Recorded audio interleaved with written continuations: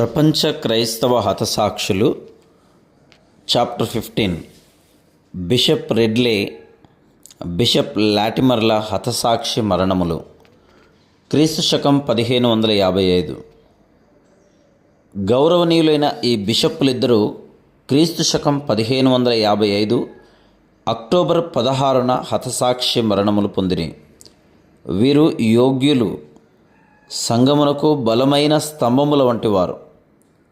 వారి వారి స్వభావములలో పరస్పరం స్నేహము, అంగీకారము కలిగి వారి జీవితమంతా అనుసరించిన ప్రతి మార్గములోనూ దయను కనుపరచుచు మరణములో కూడా మహిమగలవారేది.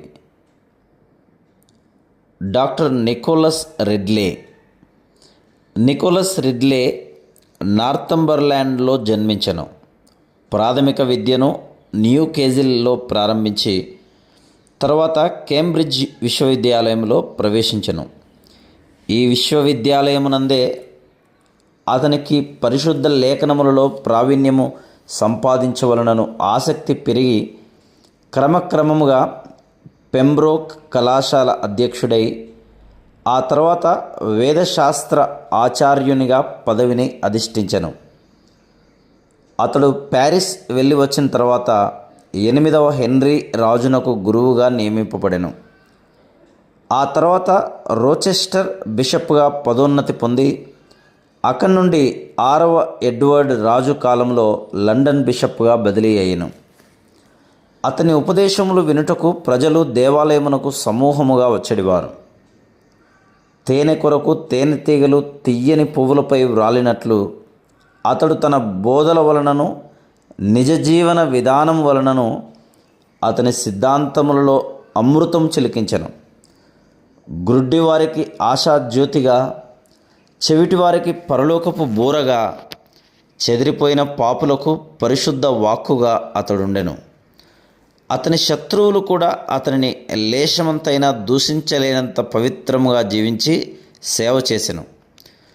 ఇతరులతో వ్యూహపరచునప్పుడు జ్ఞానయుక్తంగా, తెలివిగా, చాకచక్యంగా వ్యవహరించాను. డాక్టర్ రెడ్లే చాలా దైవభక్తి, ఆధ్యాత్మికత గల మంచి మనిషి ఒకటిచే అతనిని కోల్పోయిన దినమున ఇంగ్లాండ్ దేశం ఎంతో విచారించెను. వ్యక్తిగతంగా అతడు చక్కని దేహదారుఢ్యము కలిగి అతని అలవాట్లు, అభిరుచులలో క్షమించు స్వభావం, దైవభక్తితో కూడిన క్రమశిక్షణ గలవాడు.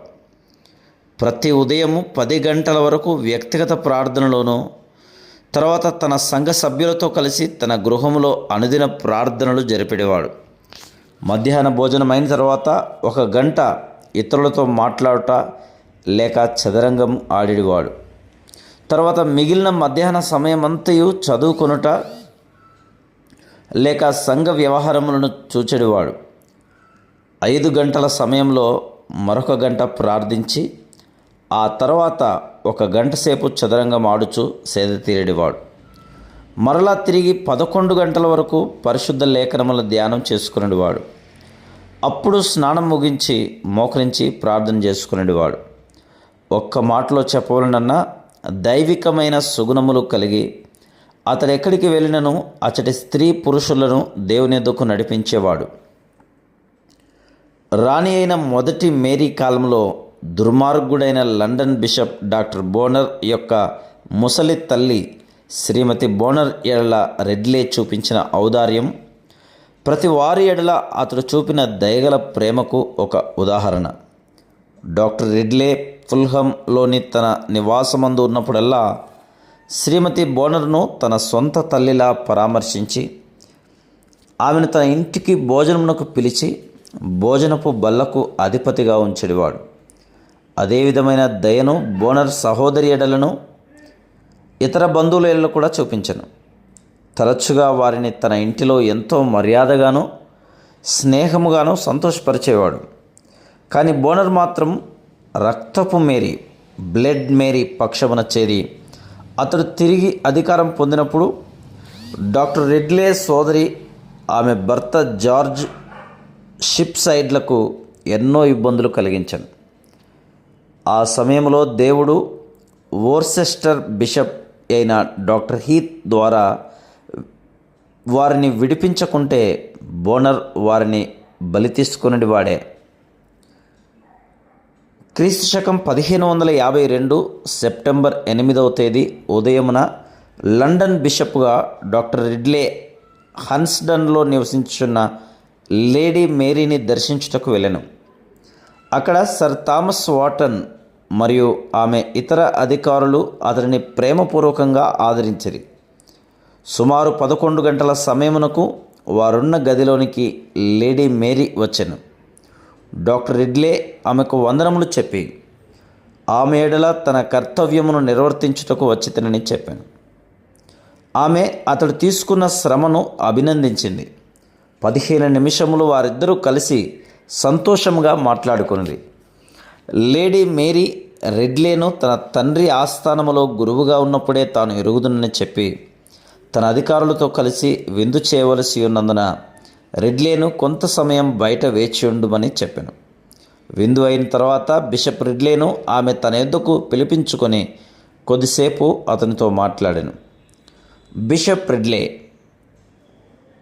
అమ్మ, నా కర్తవ్యమును నిర్వర్తించుటకు మాత్రమే నేను రాలేదు, కానీ మీకు అంగీకారయోగ్యమైన ఆదివారమున మీ ఎదుట దేవుని వాక్యమును బోధించుటకు నేను వచ్చి తిని అని చెప్పాను.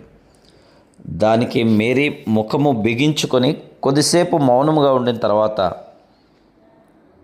నా ప్రభువా, చివరి అంశమునకు సంబంధించినంత వరకు ఆ ప్రశ్నకు మీరే జవాబు చెప్పమని నేను కోరుచున్నాను అని చెప్పాను. బిషప్: అమ్మా, నా ఉద్యోగము, నా పిలుపును దృష్టిలో ఉంచుకొని తమ సముఖముల బోధించవలనను విద్యుక్త ధర్మమునకు నేను కట్టుబడి ఉన్నాను.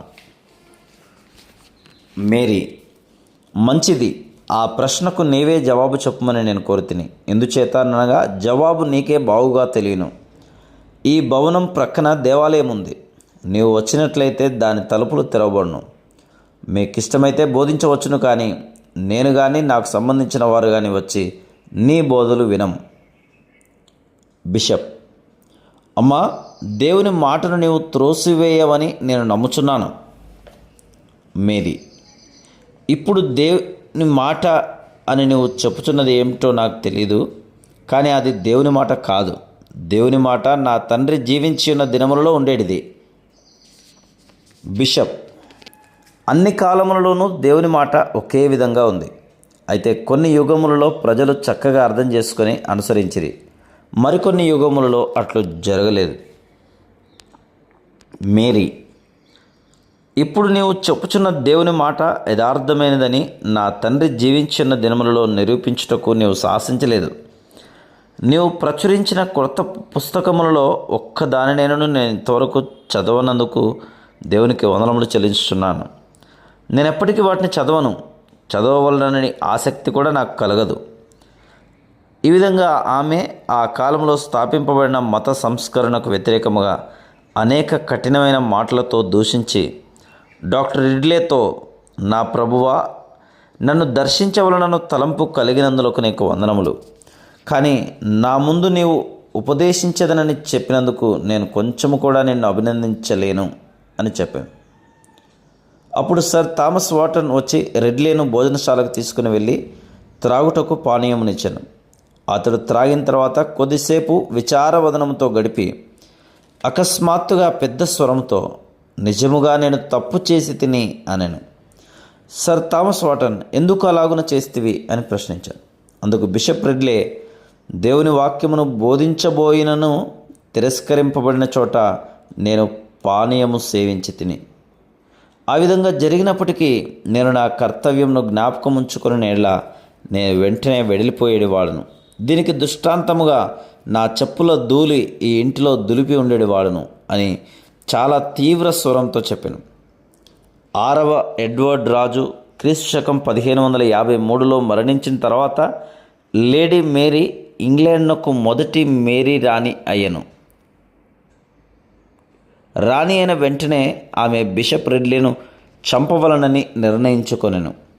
రిడ్లేను చంపుటకు ముందు రక్తపు మేరీ అను బిరుదు పొందిన రాణి అయిన మేరీ లేడీ జేన్ గ్రేను, ఆమె భర్త lord Guilford డడ్లీను శిరచ్ఛేదనం గావించెను. Lady Jane grey 7వ హెన్రీ యొక్క ముది మనవరాలు మరియు 6వ ఎడ్వర్డ్ రాజుకు వరుసకు సోదరి. ఈమె తండ్రి అయిన హెన్రీ గ్రే సఫోక్ పట్టణ ప్రభు. ఈమె తల్లి ఫ్రాన్సిస్ బ్రాండన్ 8వ హెన్రీకి మేనకోడలు. లేడీ జేన్ గ్రే 9 సంవత్సరముల వయసు కలిగి ఉన్నప్పుడు 8వ హెన్రీ ఇంటిలో అతని 6వ భార్య అయిన రాణి క్యాథరిన్ పార్కు సహాయకురాలుగా ఉండెను. హెన్రీ క్రీస్తుశకం 1547 జనవరిలో చనిపోయాను. కొన్ని నెలల తర్వాత క్యాథరిన్ సోమర్సెట్ ప్రభు అయిన సెమూర్ను వివాహం చేసుకుని అదే సంవత్సరం సెప్టెంబర్ నెలలో మరణించెను. అప్పుడు లేడీ జేన్ గ్రే తండ్రి అయిన హెన్రీ గ్రే మరియు సెమూర్ ప్రభు 11 సంవత్సరముల ప్రాయం గల లేడీ జేన్ గ్రేను అదే వయస్సు గల 6వ ఎడ్వర్డ్ రాజునకు ఇచ్చి వివాహం చేయుటకు ప్రయత్నించిరి. ఈ ప్రకారంగా లేడీ జేన్ను ఇంగ్లాండ్కు రాణిగా చేయవలనని యోచించిరి. కానీ వారి యోచన విఫలమైనందున ఆమె తన తండ్రి ఇంటికి తిరిగి వచ్చాను. జేన్ తెలివితేటలు గల విద్యార్థిని. ప్రొటెస్టెంట్ గురువైన జాన్ ఐమర్ యొక్క పర్యవేక్షణలో ఆమె అనేక భాషలు నేర్చుకున్నాను. 13 సంవత్సరముల ప్రాయమునకే గ్రీకు భాష చదువుట రాయుట, 15 సంవత్సరముల ప్రాయము నాటికి లాటిన్, ఇటాలియన్, ఫ్రెంచ్ భాషలు నేర్చుకుని హెబ్రీ భాష కూడా నేర్చుకుని చూడాను. క్రీస్తుశకం 1553వ సంవత్సర ప్రారంభంలో యువకుడైన ఎడ్వర్డ్ రాజుకు క్షయ వ్యాధికి సంబంధించిన లక్షణములు కనిపించినవి. స్వయంగా ప్రొటెస్టెంట్ అయిన లేడీ జేన్ను ఇంగ్లాండ్కు రాణిగా చేసి అధికారమును హస్తగతం చేసుకొని మరి ఒక అవకాశం వచ్చినందున ఆమె తండ్రి ప్రభుత్వం పైనను ఎడ్వర్డ్ రాజు మీదను అధిక ప్రభావం గల నార్థంబర్లాండ్ ప్రభు అయిన జాన్ డడ్లీతో మాట్లాడి జేన్ను అతని కుమారుడైన గిల్ఫోర్డ్ డడ్లీతో వివాహం చేయుటకు ఏర్పాటు చేశాను. అప్పుడు జాన్ డడ్లీ ఎడ్వర్డ్ రాజును అతని సవతి సోదరి అయిన మేరీ స్థానంలో జేన్ను రాణిగా చేయమని ఒత్తిడి చేశాను. కానీ రోమన్ క్యాథలిక్గా పేరు పొందిన మేరీ ఆ సింహాసనమునకు న్యాయ ప్రకారం వారసురాలు. జూలై 6న ఎడ్వర్డ్ రాజు మరణించెను. జూలై 9న జాన్ డడ్లీ జేన్ను రాజ సంరక్షణ సమితి ముందుకు తీసుకుని వెళ్ళి మరుసటి దినము నుండి ఆమెను ఇంగ్లాండ్ రాణిగా ప్రకటించెను.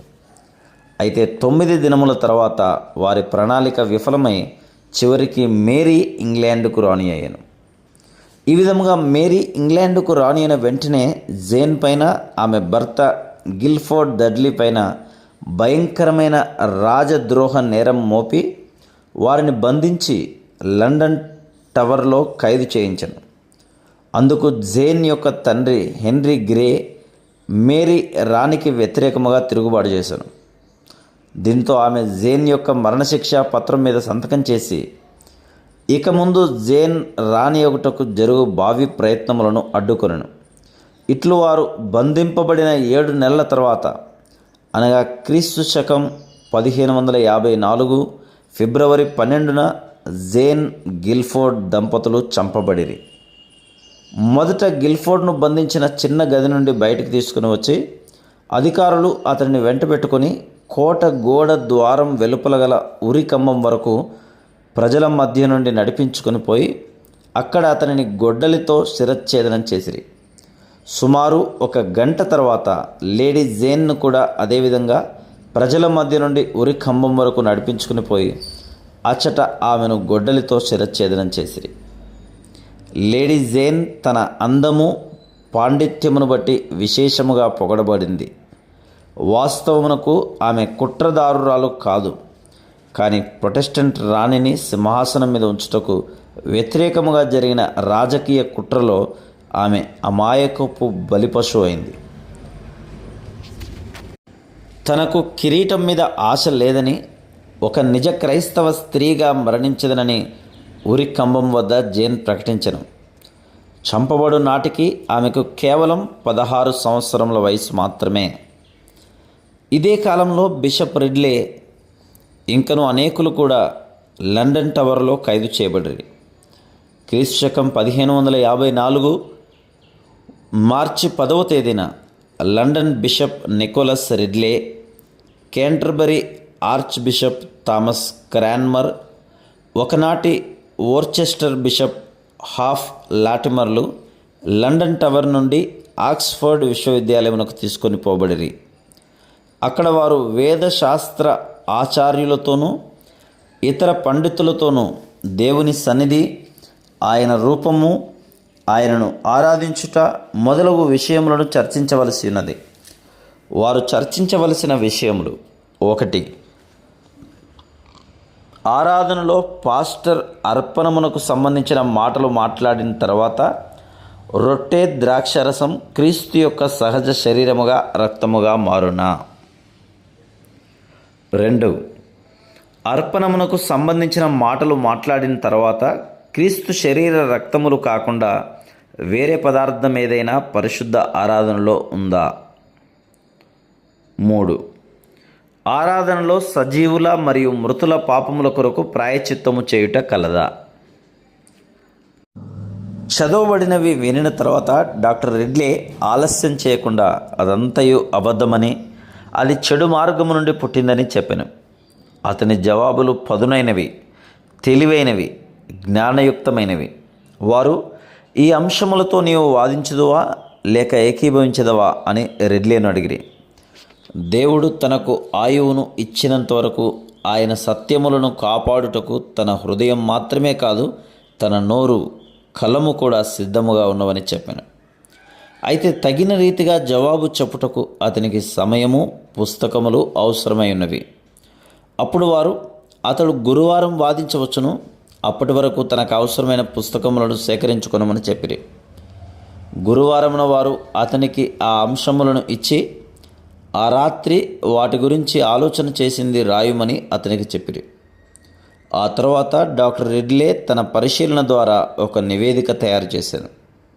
డాక్టర్ రిడ్లేకు అతనితో పాటు ఆక్స్ఫర్డ్ జైలులో ఉన్న వారికి వ్యతిరేకముగా తెచ్చిన అక్రమ వివాదమునకు సంబంధించి మాస్టర్ రిడ్లే రూపొందించిన నివేదిక వివరణ. ఆక్స్ఫర్డ్లో నాకు వ్యతిరేకంగా జరిగిన చర్చ వంటి వ్యర్థమైన, అక్రమమైన సంఘటనను నేను పుట్టినప్పటి నుంచి చూడలేదు. మనుషులలో ఈ విధమైన వైఖరి కనిపించుట సాధ్యమని నేనెన్నడూ తలంచలేదు.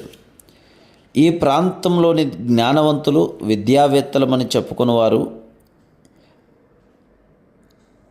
ఈ చర్చకు హాజరై లజ్జాకరముగా, మంచి క్రమం లేనివారే నాటకరంగంలోని పాత్రదారుల వలె అవమానకరంగా ప్రవర్తించిరి.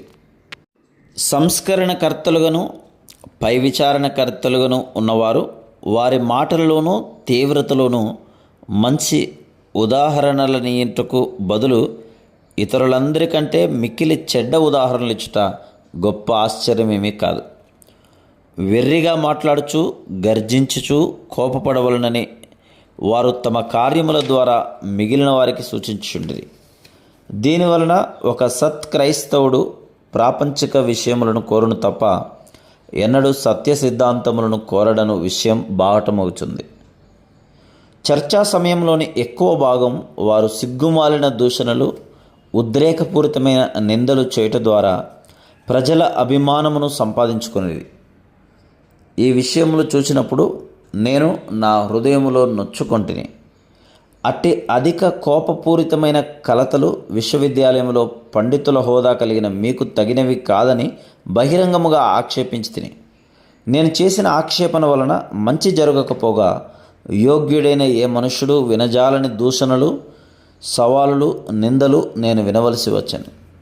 చర్చ ప్రారంభమైనప్పుడు మొదటి అంశమునకు నా సమాధానమును కొద్ది మాటల్లో చెప్పవాలని నేను ప్రయత్నించినప్పుడు, ఇతడు దైవదూషణ చేయును, ఇతడు దైవదూషణలు మాట్లాడును అని అనేక మంది పండితులు గట్టిగా కేకలు వేసిరి.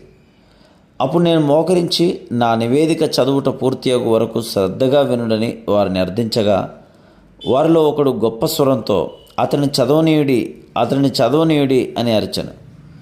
నేను చదువుట మరల ప్రారంభించినప్పుడు వెంటనే గొప్ప అల్లరితో కూడిన అరుపులు, ధ్వనులు ప్రారంభమయ్యాయి.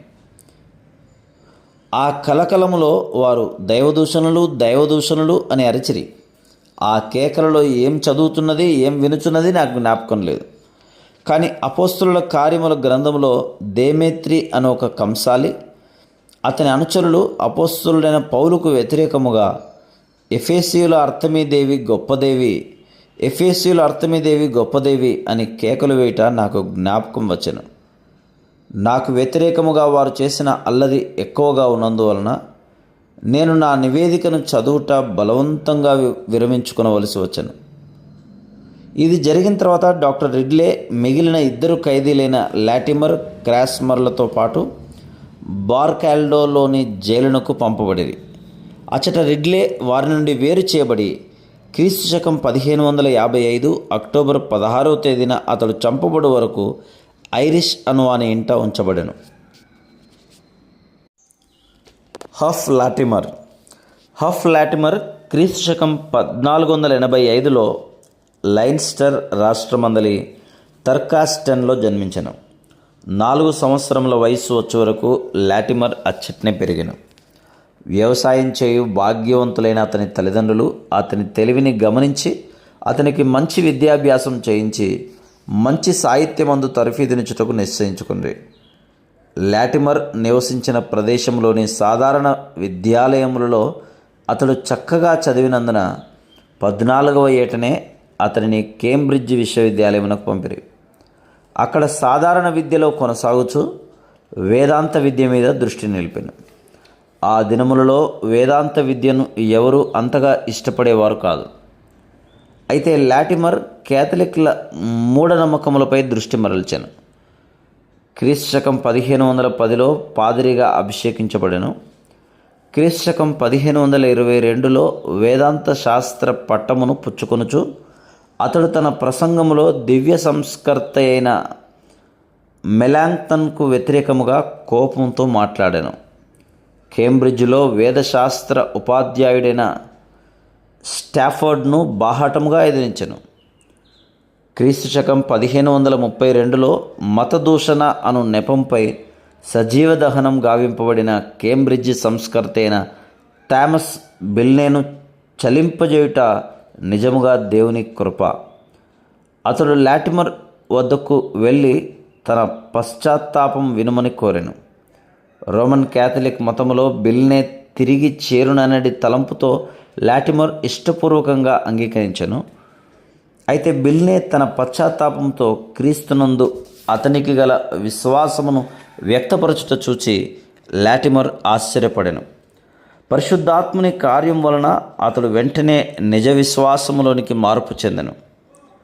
రోమా మతమునకు సంబంధించిన చదువులను అతడు విడిచిపెట్టి సంస్కరణ సిద్ధాంతములలో దీవింపబడిన పండితుడయ్యను.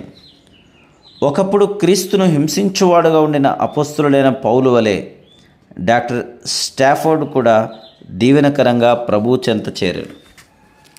స్టాఫర్డ్ను మార్చిన తర్వాత లాటిమర్ ఇతరుల మార్పు కొరకు ఆశగా పనిచేశాను. అతడు బహిరంగ బోధకునిగాను విశ్వవిద్యాలయమునకు వ్యక్తిగత పర్యవేక్షకునిగాను ఉండెను.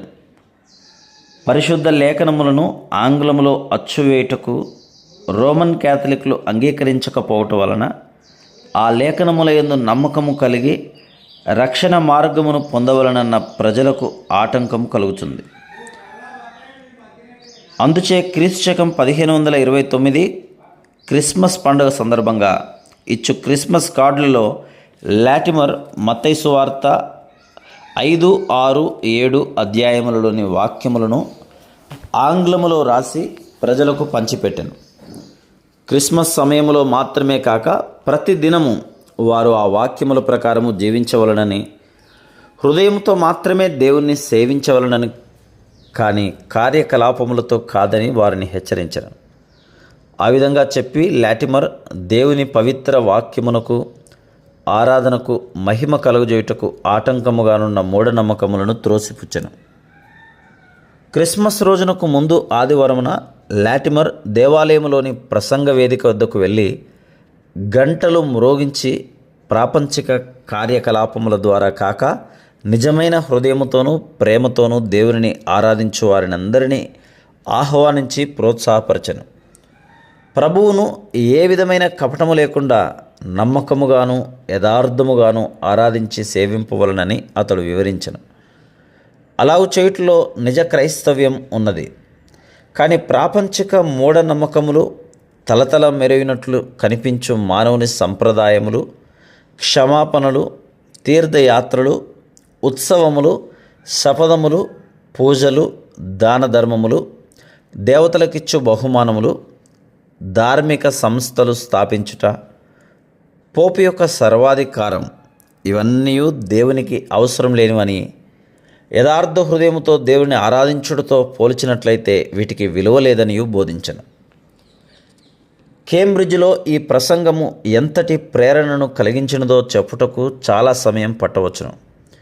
కానీ కొద్ది సమయంలోనే స్థానిక మతాధిపతుల నుండి మరియు విశ్వవిద్యాలయ అధికారుల నుండి లాటిమర్ బలమైన విమర్శలను ఎదుర్కొనెను. మొదట బకెన్హామ్ అను నల్ల సన్యాసుల అధిపతి పరిశుద్ధ లేఖనములు ఆంగ్లంలో నుండుట సమంజసము కాదని వ్యాఖ్యానించను. ఎందుకనగా అమాయకులైన ప్రజలు వారి వృత్తులను వదులుకొని అననుకూల పరిస్థితులకు లోనగు ప్రమాదం ఉందని చెప్పాను. ఉదాహరణకు, ఒక వ్యవసాయదారుడు సువార్తలలోని నాగటి మీద చెయ్యి పెట్టి వెనుక తట్టు చూచువాడు ఎవడునూ దేవుని రాజ్యమునకు పాత్రుడు కాడు, లూకాసు వార్త 9వ అధ్యాయం 52వ వచనం అను వాక్య భాగమును వినినచో బహుశా అతడు దున్నుట మానివేయును. అదేవిధంగా రొట్టెలు చేయువాడు పులిసిన పిండి కొంచెమైనను ముద్ద అంతయు పులియచేయును, గలతీ 5వ అధ్యాయం 9వ వచనం అను మాటలు వినినచో అతడిక రొట్టెలు చేయటం మానివేయును. ఆ విధంగానే ఒక సామాన్య మానవుడు నీ కన్ను నిన్ను అభ్యంతరపరిచినట్ల దానిని పెరికి నీ యొద్ద నుండి పారవేయుము, మత్తయి సువార్త 18:9 అను వాక్య భాగమును వినినప్పుడు అతడు తనను గ్రుడ్డివానిగా చేసుకొనును, కనుక అప్పుడు లోకమంతయు బిచ్చమెత్తుకొని వారితో నిండిపోవును అనెను. డాక్టర్ బకెన్హామ్ ప్రసంగం వినిన తర్వాత లాటిమర్ అతనికి జవాబిచ్చుటకు దేవాలయమునకు వచ్చెను. పట్టణము నుండి మరియు విశ్వవిద్యాలయము నుండి ప్రజలు, పండితులు, ఆచార్యులు పెద్ద గుంపుగా వచ్చిరి. బకెన్హామ్ భుజముల వరకు ఉన్న సన్యాసులు ధరించేడు ముసుగును తీసుకుని దేవాలయమునకు వచ్చి సరాసరి వెళ్ళి లాటిమర్ ప్రసంగించుచున్న వేదికకు ఎదురుగా కూర్చును. అయితే లాటిమర్ చాలా కఠినముగాను జ్ఞానయుక్తముగాను మాట్లాడుచున్నప్పుడు బకెన్హామ్ సిగ్గుతో తన ముసుగును కొంచెముగా క్రిందకు లాగుకొనెను. అప్పటి నుండి బకెన్హామ్ లాటిమర్కు వ్యతిరేకముగా మాట్లాడుటకు మరెన్నడూ సాహసించలేదు. తర్వాత మరి యొక్క పండితుడైన డాక్టర్ వెనెటస్ కూడా లాటిమర్పై కోపోద్రేకుడై అతనిని పిచ్చివాడని, మెదడు లేనివాడని దూషించుచు అతనిని నమ్మవద్దని ప్రజలకు చెప్పాను. ఆ నిందలకు జవాబు చెప్పుటకు లాటిమర్ మరి ఒకసారి వేదిక ఎద్దుకు వెళ్ళెను. బకెన్హామ్కు కలిగిన ఫలితమే వెనెటస్కు కలిగింది. విశ్వవిద్యాలయం అంతటి నుండి సన్యాసులు, పండితులు గుంపులుగా లాటిమర్ను అన్ని విధములుగా ఎదుర్కొని అతనికి వ్యతిరేకంగా బోధించుచు అరచుచుండిరి. మరియు ఎలీ పట్టణ బిషప్ డాక్టర్ వెస్ట్ లాటిమర్కు వ్యతిరేకముగా బార్వెల్ అబ్బే దేవాలయంలో బోధించి కేంబ్రిడ్జ్ విశ్వవిద్యాలయ పరిధిలోని దేవాలయంలో ఎక్కడా లాటిమర్ బోధించకూడదని నిషేధించెను. అయినప్పటికీ ప్రభు కృపను బట్టి అగస్టిన్ సన్యాసుల అధిపతి అయిన డాక్టర్ బ్యార్నెస్ ద్వారా అగస్టిన్ దేవాలయంలో బోధించు అనుమతిని లాటిమర్ పొంది సుమారు 3 సంవత్సరములు అక్కడ క్రీస్తును గూర్చి బహిరంగముగా బోధించెను.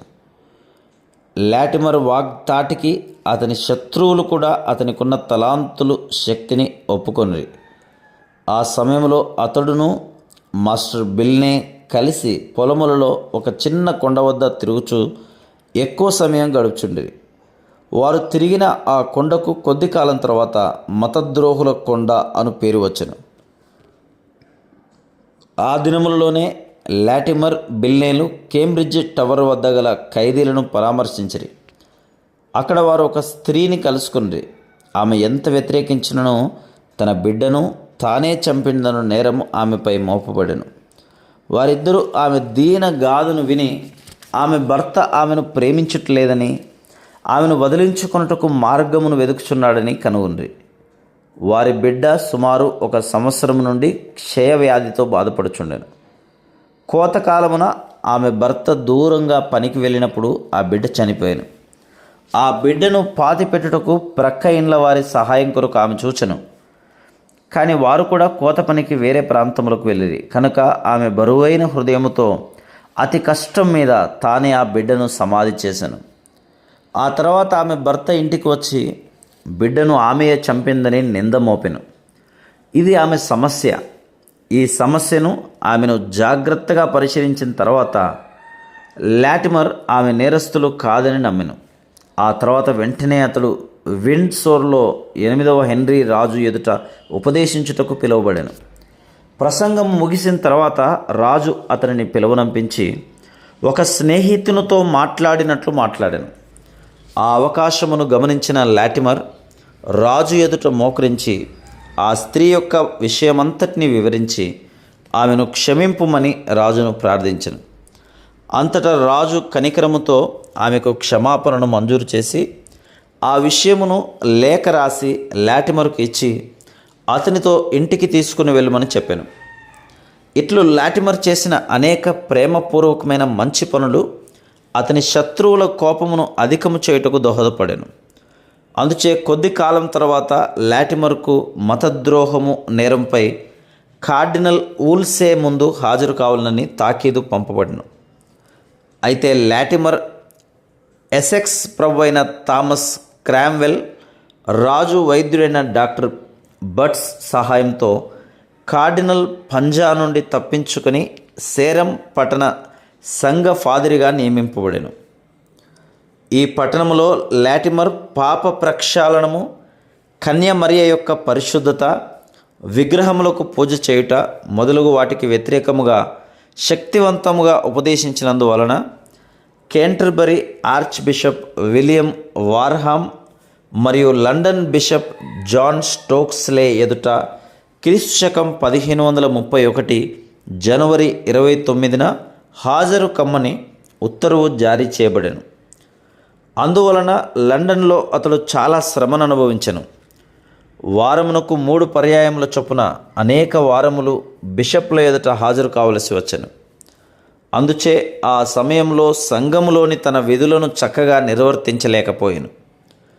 చివరకు ఆర్చ్ బిషప్కు ఒక ఉత్తరము రాసి, కొన్ని బలహీనతల వలన మీరు ఆజ్ఞాపించినప్పుడల్లా మీ ముందు హాజరు కాలేకపోవచ్చున్నానని, సరైన కారణము లేకుండా తన సంఘ బాధ్యతలు నెరవేర్చుటను ఆటంకపరుచుచున్నారని, మతములో ప్రవేశించిన వ్యర్థమైన వాటికి వ్యతిరేకముగా సత్యమును ప్రకటించినందువలన తనను ఈ విధంగా బాధించుట మంచిది కాదని వారిని గద్దించెను.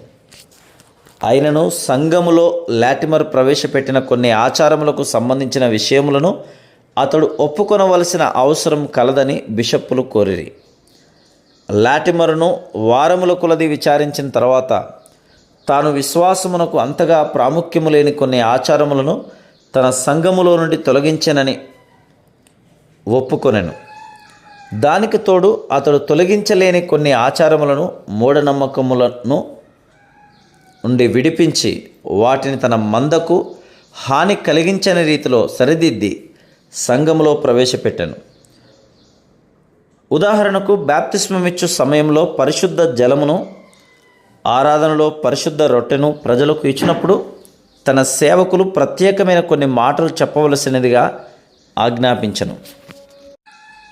పరిశుద్ధ జలమును ఇచ్చినప్పుడు చెప్పవలసిన మాటలు: బాప్తిస్మములో నీ వాగ్దానమును జ్ఞాపకముంచుకొనము.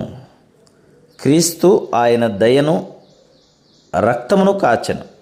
ఆయన మిక్కిలి పరిశుద్ధమైన చిలకరింపు వలన నీ పాపములన్నిటి నుండి నీవు ఉచితముగా క్షమించబడితివి.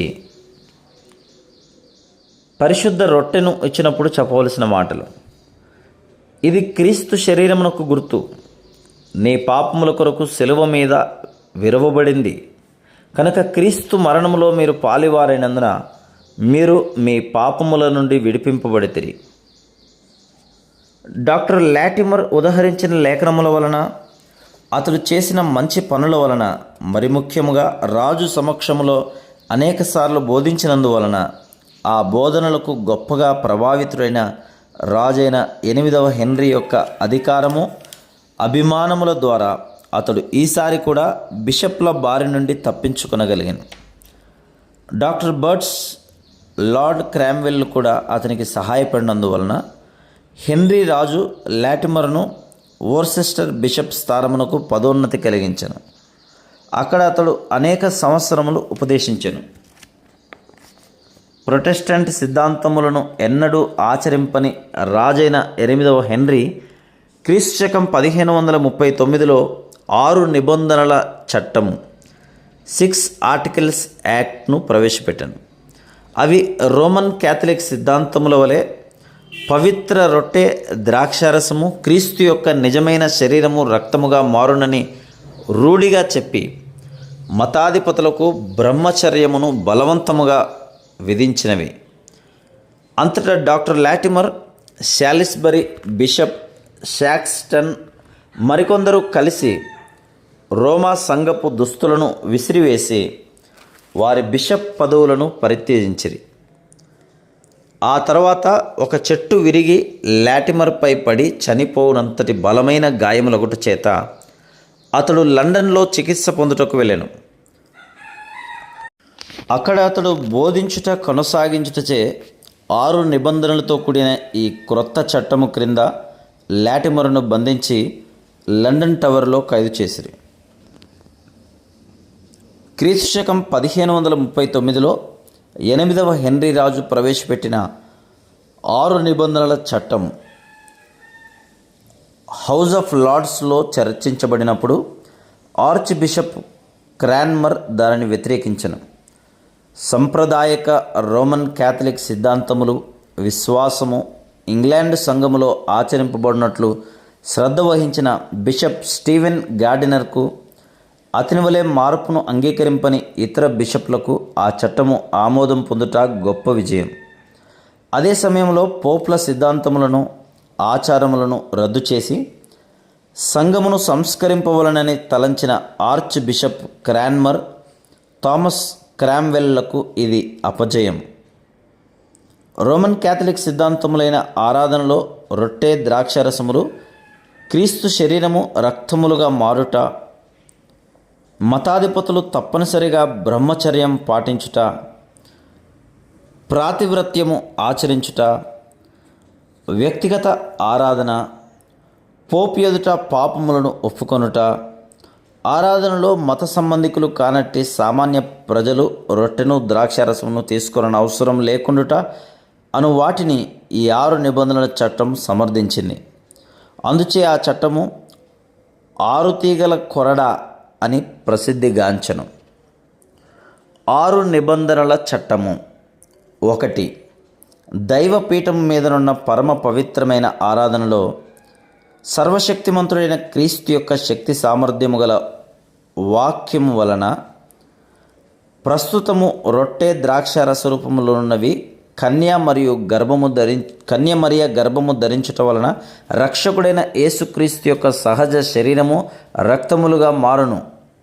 పవిత్రార్పణ చేయబడిన తర్వాత అవి దేవుడు మరియు మానవుడైన క్రీస్తు యొక్క పదార్థములు మాత్రమే కానీ రొట్టె ద్రాక్షారసము లేక ఇతర పదార్థములుగా ఉండవని ధృవీకరింపబడెను. 2. ఆరాధనలో సామాన్య ప్రజలకు ఈ 2 పదార్థములైన రొట్టె ద్రాక్షారసము ఇవ్వనవసరం లేదు. 3. అభిషేకించబడిన ఫాదరులు వివాహం చేసుకొనకూడదు. 4. మఠ సంబంధమైన వారు అనగా సన్యాసులు పాతివ్రత్యము అనగా సెక్సువల్ ప్యూరిటీ ఆచరించుట లేక వైధవ్యమును పురుషులు స్త్రీలు కూడా ఆచరింపవలను లేక కొనసాగింపవలను. 5. వ్యక్తిగత ఆరాధన అనుమతింపబడెను. 6. పాదిరి ఎదుట వ్యక్తిగతముగా పాపములను చెవిలో చెప్పి ఒప్పుకొనుట తప్పని సరిగా ఆచరింపబడవలెను. చివరిది మినహా మిగిలినవన్నీ దేవుని వాక్యము చేత అభిషేకించబడినవని గ్రహించవలెను. ఈ 6 నిబంధనలను ఆచరింపని వారికి కఠినమైన అపరాధ రుసుములు విధింపబడును. అవి 1వ నిబంధన అయిన పవిత్ర ఆరాధనను వ్యతిరేకించిన లేక తృణీకరించిన వారు మతద్రోహులుగా తీర్చబడి సజీవ దహనం చేయబడుదురు. మరియు వారి ఆస్తి భూములు స్వాధీనపరచుకొనబడును. 2 నుండి 6 వరకు గల నిబంధనలను వ్యతిరేకించినను లేక వాటికి వ్యతిరేకముగా బోధించిన ఉపదేశించిన వారిని వారు మతాధిపతులను వ్యత్యాసం లేకుండా మహా అపరాధులుగా తీర్చి వారికి మరణశిక్ష విధింపబడును. ద్వేషభావముతో కానీ గర్వముతో కానీ చేసిన పాపములను అంగీకరించని వారెవరైనను లేక పరిశుద్ధ ఆరాధనను నియమింపబడిన సమయములో ఆచరించుటను తప్పించుకొనిన వారిని ఖైదు చేసి జరిమానా విధించబడును. బ్రహ్మచర్యము పాటించదమని శపథం చేసిన ఏ స్త్రీ పురుషుడైనను వివాహము చేసుకుని ఎడల వారు మరణశిక్ష నందుదురు. పాతివ్రత్యము చేసేదమని లేక వైధవ్యము పాటించదమని శపథం చేసిన మత నాయకులు వివాహము చేసుకునిచో అది చెల్లనేరదు. మరియు అట్టి మతాధిపతులు తమ భార్యలను విడనాడకపోయినచో లేక భవిష్యత్తులో వివాహము చేసుకునిచో వారు మహా అపరాధులుగా తీర్చబడి మరణశిక్ష నొందుదురు. వీటికి తోడు ఈ 6 నిబంధనల చట్టం ఇంగ్లాండ్ సంఘ అధికారులకు చట్టమునకు వ్యతిరేక భావములు గల పుస్తకములను నాశనము చేయు అధికారం ఇచ్చెను. మరియు సంఘ ఫాదరులు తప్పనిసరిగా నియమిత కాలములలో ఈ చట్టమును వారి సంఘములలో చదవవలనని ఆజ్ఞాపింపబడిరి. క్రీస్తు శకం 1547లో 6వ ఎడ్వర్డ్ రాజు అయిన తర్వాత ఈ చట్టము రద్దు చేయబడెను. కానీ అతని తర్వాత మొదటి మేరీ రాణి పరిపాలనలో మరలా తాత్కాలికంగా ఇది పునరుద్ధరింపబడింది. ఇంగ్లాండ్ సంఘమునకు ప్రధాన నాయకుడిగా తనను తాను ప్రకటించుకొనిన తర్వాత 8వ హెన్రీ సంఘ పరిపాలనను సంస్కరించినను దాని సిద్ధాంతములలో మాత్రం ఏ విధమైన మార్పులు చేయుటకు అతడు అంగీకరింపలేదు. అతడు అరగాన్కు చెందిన క్యాథరిన్కు విడాకులు ఇవ్వక పూర్వం ఒక పుస్తకములో మార్టిన్ లూథర్ బోధలను ఖండించుట వలన పోప్ యొక్క కృతజ్ఞతను మరియు అతని నుండి విశ్వాస సంరక్షకుడు అను బిరుదును పొందెను. ఇంగ్లాండు రాజులు ఇప్పటికీ ఆ బిరుదును ధరించుచుండిరి. ప్రస్తుతం రోము నుండి ప్రత్యేకింపబడిన తర్వాత రోము ప్రభుత్వమును విడవకుండిన క్యాథలిక్లను దాని సిద్ధాంతములను తిరస్కరించిన ప్రొటెస్టెంట్లను ఒకే విధంగా హెన్రీ హింసించెను. 6 నిబంధనల చట్టం ప్రవేశపెట్టబడినప్పుడు డాక్టర్ లాటిమర్, శాలిస్బరీ బిషప్ షాక్స్టన్ మరికొందరు వారి సంఘ దుస్తులను పారవేసి వారి బిషప్ ఉద్యోగములను పరిత్యజించిరి. ఆ తర్వాత ఒక చెట్టు విరిగి లాటిమర్పై పడి చనిపోవునంతటి బలమైన గాయమొకటి చేత అతడు లండన్లో చికిత్స పొందుటకు వెళ్ళెను.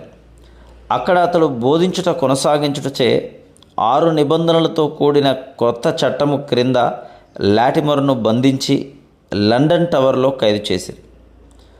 క్రీస్తు శకం 1547లో 6వ ఎడ్వర్డ్ రాజుకు పట్టాభిషేకం జరుగు వరకు అనగా 8 సంవత్సరముల పాటు లాటిమర్ లండన్ టవర్ చెరసాలలో ఉండెను. అతడు విడుదల పొందిన తర్వాత స్టాంఫోర్డ్ పట్టణము మరికొన్ని ఇతర స్థలములలో ప్రభువు పనిచేయుచు ప్రతి ఆదివారము 2 సార్లు మిగిలిన రోజులలో తరచుగా ఉపదేశించుచుండెను. ఎడ్వర్డ్ రాజుగు నాటికి లాటిమర్ 62 సంవత్సరముల వయసు గలవాడై ఉండెను. చెట్టు అతని మీద పడినప్పుడు కలిగిన గాయముల వలన అతడు ఇంకనూ బాధ అనుభవించుచుండియు ఒక నడి వయస్సు మనుష్యుని వలె విరివిగా సువార్తను ప్రకటించుచుండెను. శీతాకాలములోనైనను వేసవి కాలములోనైనను ప్రతి ఉదయం 2 గంటలకు నిద్రలేసి బైబిల్ గ్రంథమును ఇతర సంస్కర్తలు రాసిన పుస్తకములు చదువుట్లోనూ అనేక గంటలు గడిపేవాడు. అతని అంతరాత్మ ప్రబోధం వలననేమి లేక వ్యక్తిగత అనుభవం వలననేమి ఇంగ్లాండ్ ప్రభుత్వంలో పలు మార్పులు సంభవించుననియు క్రీస్తు యొక్క నిజ సువార్తను ప్రకటించడం వలన తనకు మరణము ప్రాప్తించుననియు లాటిమర్ తరచుగా చెప్పెను. అయినను అతడు ఆ క్షణం కొరకు సంతోషముతో సిద్ధపడెను. కొద్ది కాలం తర్వాత క్రీస్తు శకం 1553లో 6వ ఎడ్వర్డ్ రాజు చనిపోయిన వెంటనే 68 సంవత్సరముల వయసు గల లాటిమర్ను లండన్లోని బిషప్ల సమావేశం ఎదుట హాజరు కావలసిందిగా ఆజ్ఞాపించిరి. దారిలో స్మిత్ ఫీల్డ్ గుండా ప్రయాణం చేయుచు తరచు స్మిత్ ఫీల్డ్ తన కొరకు ఎదురు చూస్తున్నదని అతడు పరిహాసం చేశాను. సభ ముందు హాజరైనప్పుడు రోమన్ క్యాథలిక్ బిషప్లు అతనిని దూషించి పరిహాసం చేసి లండన్ టవర్ చెరసాలలో బంధించిరి. చలికాలంలో అతడు చలికి చనిపోవు స్థితికి వచ్చినను రోమన్ క్యాథలిక్ ప్రభువులు తమ రాజ్యమెన్నటికీ పతనము కాదని గర్వించుచు ఎడతెగక సుమారు 1 సంవత్సరం పాటు అతనిని క్రూరంగా హింసించిరి. ప్రభు యొక్క కృప వలన బలం వలన లాటిమర్ సహనముతోనూ సంతోషముతోనూ వారు పెట్టుచున్న నిర్దాక్షిణ్యమైన శ్రమలన్నింటినీ జయించెను. క్రీస్తుశకం 1554 మార్చిలో లాటిమర్ తనకు వ్యతిరేకముగా విన్చెస్టర్ బిషప్ స్టీవెన్ గార్డినర్ మోపిన నేరములను చర్చించుటకు ఆక్స్ఫర్డ్కు బదిలీ చేయబడెను. అతనితో పాటు రిడ్లే మరియు క్రాస్మర్లు కూడా ఉండేది. స్టీఫెన్ గార్డినర్ ఒకప్పుడు కేంబ్రిడ్జ్లోని ట్రినిటీ హాల్కు అధిపతిగా ఉండి తర్వాత కార్డినల్ ఊల్సే యొక్క కార్యదర్శిగా ఉంటూ ఆరెగాన్కు చెందిన క్యాథరిన్కు హెన్రీ విడాకులిచ్చుట కొరకు కృషి చేసెను. మొదట ఇతడు 8వ హెన్రీ రాజుతే విన్చెస్టర్ బిషప్గా నియమింపబడెను. తర్వాత క్రీస్తుశకం 1535లో ఇంగ్లాండ్ సంఘంపై రాజు యొక్క సర్వోత్కృష్టమైన అధికారమును సమర్థించుచు నిజమైన వినయము ట్రూ ఒబీడియన్స్ మీద ఒక వ్యాసం రాశాను. హెన్రీ ప్రవేశపెట్టిన 6 నిబంధనల చట్టం యొక్క రచయిత కూడా ఇతడే కావచ్చు.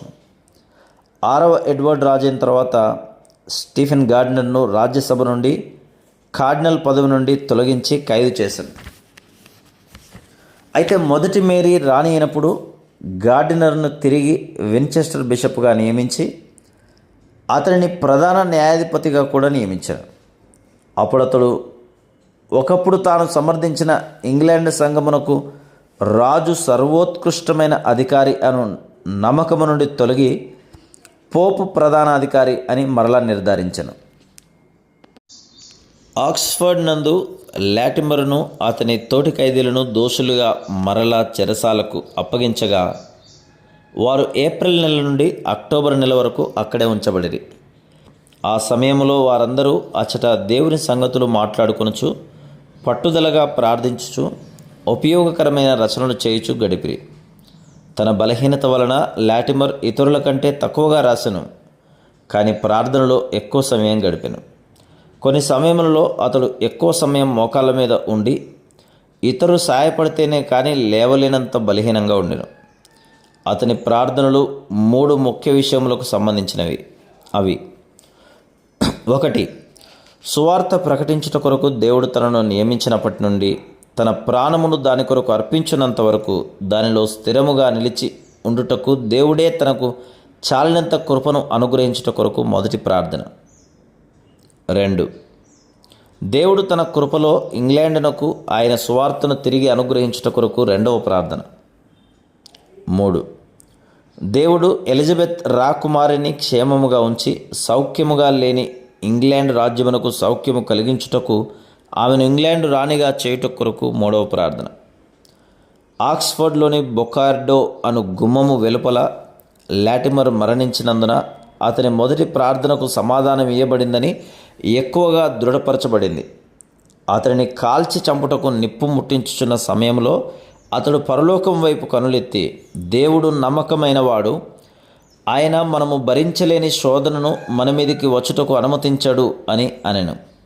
అలాగే మొదటి మేరీ రాణి క్రీస్తుశకం 1558 నవంబర్ 17న మృతి చెందినప్పుడు మొదటి ఎలిజబెత్ రాణి పరిపాలన ప్రారంభమైంది. ఈ విధంగా అతని చివరి 2 ప్రార్థనలను కూడా ప్రత్యుత్తరం ఇవ్వబడెను. నికోలస్ రిడ్లే, హఫ్ లాటిమర్లు సజీవ దహనము గావింపబడుట. క్రీస్తుశకం 1555 అక్టోబర్ 16న రిడ్లే మరియు లాటిమర్లు చంపబడుటకు ముందటి రాత్రి వారికి సాయంకాలపు భోజనం తీసుకుని వచ్చి ఏడ్చుచు వడ్డించుచున్న చెరసాల కాపలాదారుని భార్య అయిన శ్రీమతి ఐరిస్తో, డాక్టర్ రిడ్లే, రేపటి నా ఉదయకాలపు అల్పాహారము కొంతవరకు కారముగా ఉండి బాధాకరముగా ఉండినను నా సాయంకాలపు భోజనము చాలా ఆహ్లాదకరంగాను తీపిగాను ఉండునని దృఢముగా నమ్ముచున్నాను అని చెప్పాను. వారు సజీవ దహనం చేయబడు స్థలం ఆక్స్ఫర్డ్నకు ఉత్తరంగాను బలియోల్ కళాశాలకు ఎదురుగాను ఉంది. డాక్టర్ రిడ్లే బిషప్గా పలుసార్లు ధరించిన నల్లని మృదువైన ఉన్ని అంగీని ధరించి మెడ చుట్టూ నున్నని పట్టుబట్టను చుట్టుకొని తలకు పట్టుబట్టతో చేయబడిన టోపీని ధరించి కాళ్లకు చెప్పులు ధరించెను. లాటిమర్ కొంచెం మొతకగా నేయబడిన ఊలు గౌనును, తల మీద టోపీ, కాళ్లకు పొడవైన మేజోళ్ళు, మెలిక తిరిగిన పాదరక్షలు ధరించెను. ఆ దృశ్యమును చూసిన అనేకుల హృదయములు ఒకప్పుడు వారు అనుభవించిన ఘనతను, ఇప్పుడు వారి మీద పడిన భయంకర విపత్తును చూచి చలించిరి. వారు బొకాడోను దాటిపోయినప్పుడు గతములో కేంటర్బరీ ఆర్చ్ బిషప్గా పనిచేసి తమ వలె మతద్రోహ నేరంపై బంధింపబడిన థామస్ క్రాన్మర్ను చూడవలని డాక్టర్ రిడ్లే అతనిని ఉంచిన పై అంతస్తులో గల గది కిటికీ వైపు చూశాను. కానీ అదే సమయంలో క్రాన్మర్ సన్యాసి అయిన సోటోతోనూ మరికొందరు ఇతరులతోనూ వాదించుచు తీరిక లేకుండా ఉన్నందున అతడు కనబడలేదు. రిడ్లే వెనుకకు చూసినప్పుడు లాటిమర్ తన వెనుకటి నుండి గమనించి అతనితో, "ఓ, నీవిక్కడున్నావా?" అనెను. దానికి లాటిమర్, "అవును, నేను నడవదగినంత వేగముగా నడుచుచు నిన్ను వెంబడించుచున్నానని చెప్పాను." లాటిమర్ మిక్కిలి సంతోషముగా నుండుట డాక్టర్ రిడ్లే చూసి అతని యొద్దకు త్వరగా వెళ్ళి అతనిని కౌగిలించుకొని ముద్దు పెట్టుకొని, "సహోదరుడా, ధైర్యముగా ఉండుము. దేవుడు అగ్నిని తక్కువ బాధాకరముగా చేయును, లేక దానిని సహించునంతగా మనల్ని బలపరచును" అని చెప్పాను.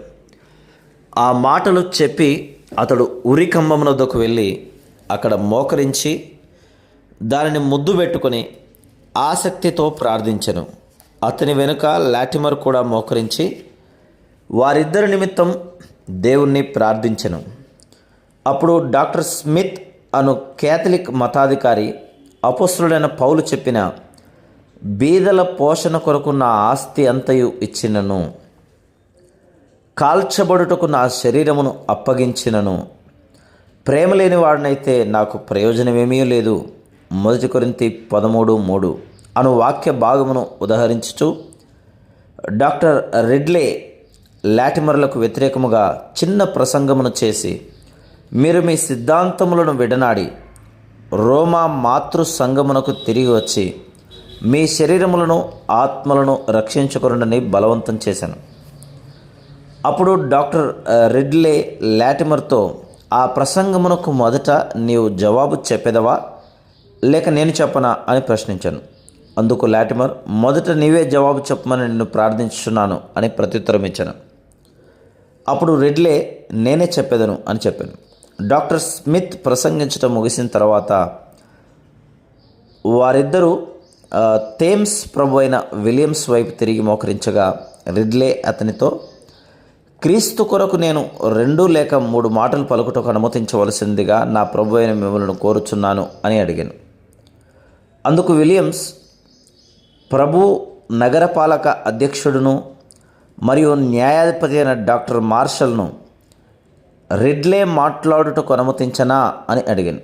అప్పుడు డాక్టర్ మార్షల్ అతని బంట్రౌతులు డాక్టర్ రిడ్లే వైపు దూసుకొని పోయి అతని నోటికి అడ్డముగా వారి చేతులుంచి, "మిస్టర్ రిడ్లే, నీవు నీ తప్పుడు అభిప్రాయములను పరిత్యజించి వెనుదిరిగి వచ్చినట్లయితే నీవు మాట్లాడు స్వాతంత్రం మాత్రమే కాదు, నీ ప్రాణమును కూడా రక్షించుకుందువు" అని చెప్పిరి.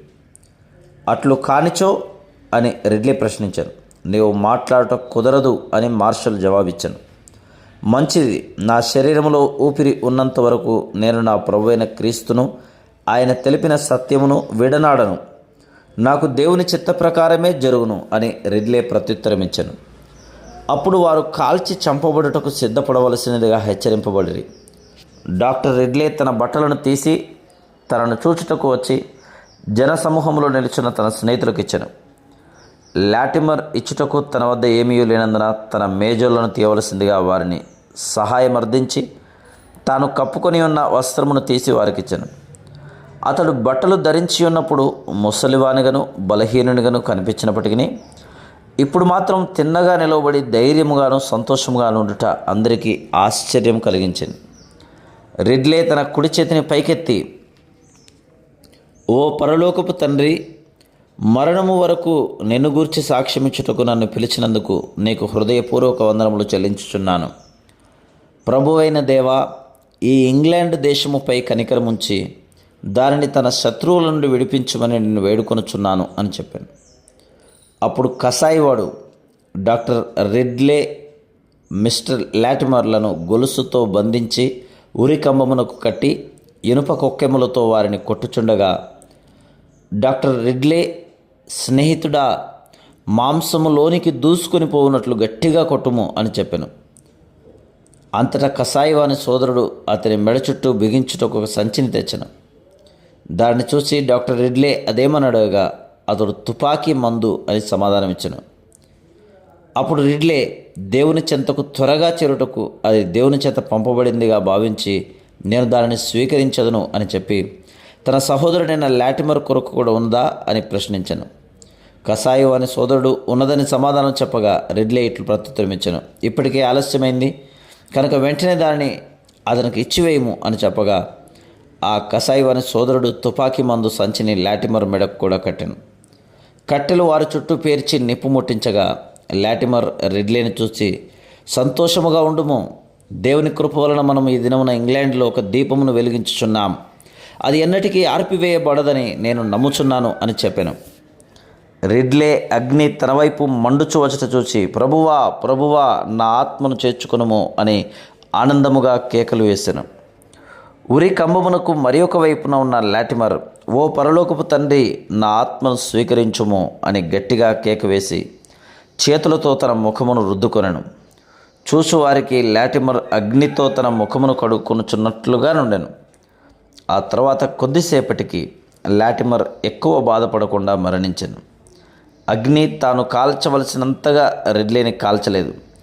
నిప్పు ముట్టించుటకు ముండ్ల కంప తెచ్చి బరువైన కట్టెలు కుప్పగా దానిపై పేర్చినందువలన నిప్పు మొదట క్రింద కాలుచు క్రమముగా పైకి వ్యాపించింది.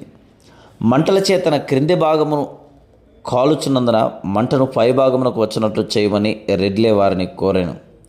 అతడు చెప్పిన దానిని సరిగా అర్థం చేసుకొనక బాధ నుండి అతనిని విడిపించు ప్రయత్నంలో వారు మరికొన్ని కట్టెలు తెచ్చి రిడ్లేను పూర్తిగా వాటితో కప్పివేసిరి. దీనివలన అగ్ని అతని శరీరపు పై భాగమునకు వ్యాపించకుండా క్రింది భాగం మాత్రమే అగ్నిచే తీవ్రంగా కాల్చబడను. అందుచే రిడ్లే నేను కాల్చబడుట లేదు అని వారికి చెప్పుచు అగ్నిని తన మీదకు పూర్తిగా రానియుడని పదే పదే మనవి చేసుకున్నాను. అగ్ని వలన అతని కాళ్ళు పూర్తిగా కాలి బూడిదైనను అప్పటి వరకు మంటలు రిడ్లే పైభాగమును ధరించిన చొక్కాను కొంచెమైనను తాకలేదు. అయినప్పటికీ ఇంతటి హింసను అనుభవించుచు కూడా అతడు దేవుని స్తుతించుట మరొక, ప్రభువా, నాపై కృప చూపించుము అని ప్రార్థించి, నేను కాల్చబడుట లేదు, అగ్నిని నా పైకి రానియుడి అని బిగ్గరగా అరిచెను. అంతటి బాధలో కూడా రిడ్లే నిలబడి ఉండుట చూసిన కావలి వారిలో ఒకడు అతని బాధను గ్రహించి తన బల్లెముతో పైభాగమున కప్పబడిన కట్టెలను తొలగించెను. అప్పటి వరకు డాక్టర్ రిడ్లే అతి వేదనను అనుభవించను. పైభాగమున కప్పబడిన కట్టెలను తొలగించిన తర్వాత జ్వాలలు పైకి వచ్చట చూచి రిడ్లే తన మెడ చుట్టూ ఉన్న తుపాకీ మందు సంచికి అగ్ని తాకునట్లు జరిగెను. తుపాకీ మందు పేలిన తర్వాత నికోలస్ రిడ్లేలో ఇక చలనము ఏమాత్రము లేదు. ఆ దృశ్యమును చూచుచున్న వందల కొలది మనుషులు కన్నీరు కార్చిరి. వారిలో మానవత్వము, దయ ఇంకనూ ఉన్నందున రిడ్లేను దహించి వేయుచున్న అగ్ని జ్వాలలు వారి శరీరములను తాకుచున్నను వారు చలింపక అంత వేదనను క్రీస్తు కొరకు భరించుచున్న అమాయకుడైన రిడ్లేను చూసి దుఃఖించకుండా ఉండలేకపోయిరి. వారు చనిపోయిరి. లోకము వారు చేసిన కార్యములకు తగిన బహుమానం ఇచ్చెను. అయితే ప్రభువు తన పరిశుద్ధులతో వచ్చు మహిమాన్వితమైన ఆ దినమున వారికి పరలోకములో పొందబోవు బహుమానమును ప్రకటించును.